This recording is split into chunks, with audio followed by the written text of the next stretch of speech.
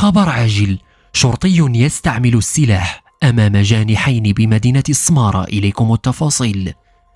استعمل موظف شرطة يعمل بالمنطقة الإقليمية للأمن بمدينة السمارة الصباح ديال اليوم الحد 25 يونيو الجاري السلاح الوظيفي ديالو بشكل احترازي، وذلك لدفع الخطر الصادر من واحد الشخص من ذوي السوابق القضائية اللي كان في حالة اندفاع قوية وعرض أمن الأشخاص وسلامة الموظف الشرطة الجسدية لتهديد جدي ووشيك باستعمال السلاح الأبيض.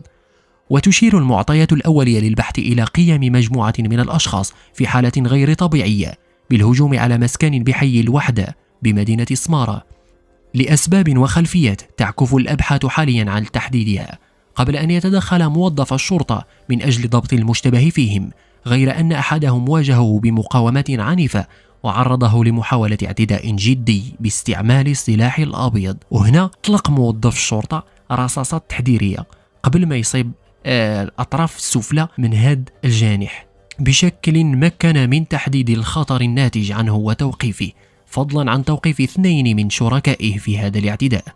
وقد نقل المشتبه فيه إلى المستشفى من أجل تلقي العلاجات الضرورية في انتظار إخضاعه هو وباقي الموقوفين للبحث القضائي الذي يجرى تحت تدبير الحراسة النظرية.